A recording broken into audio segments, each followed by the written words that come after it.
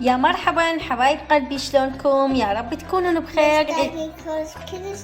مشتاقين لكم كلش هواي. اليوم راح اسوي لكم اطيب كعك ابو السمسم بطريقه كلش سهله وبسيطه، ويلا خلونا نبلش بطريقه التحضير. البدايه هنا عندي 3/4 كوب ماي دافي راح استخدمه. اذا تردون تستخدمون حليب، هذا عندي شكر كميه تردون تستخدمون بس كوب او كوب ونص، هذا الشيء راجع لكم. وهنا عندي 3/4 كوب الزيت، وعندي كيلو طحين وبيكنج باودر وفانيلا، وعندي هيل. هسه البدايه راح نبلش بطريقه التحضير. عافيه.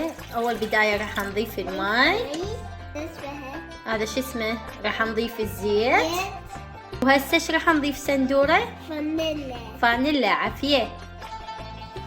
هسه هنا ضفنا الفانيلا وراح اضيف الشكر.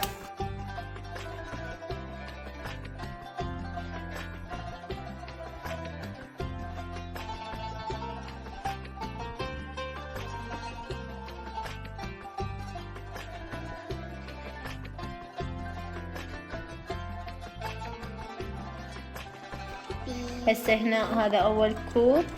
على كيف ساندرا، خلطي على كيف، لا تسوين طشاره. هسه راح اضيف البيكنج باودر. هذا بيكنج باودر. حفظتيها ساندرا المواد؟ بعد كم يوم انت تسوينها وحدك، اوكي؟ ياي. صدقت حالها. على كيف ساعجنها وارجع لكم. يلا عجينة تكون بهذا الشكل، شوفوا هذا الشكل.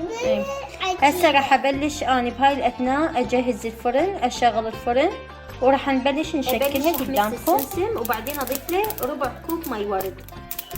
هسه جاي ابلش اشكل العجينة بهذا الشكل.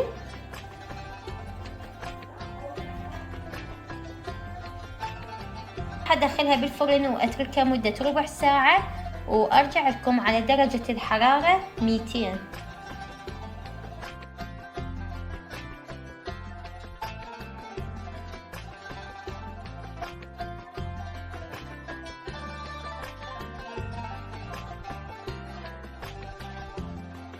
هسه وصلنا لنهاية الفيديو حبايب قلبي. مثل ما شفتوا طريقتها كلش سهلة وبسيطة، اتمنى عجبتكم، ولا تنسون اللايك والاشتراك وتفعيل الجرس، وشاركوا رابط قناتنا مع اصدقائكم وقرباتكم، وان شاء الله نوصل العدد الاكبر. واحبكم كلش هواي، والف عافية. باي.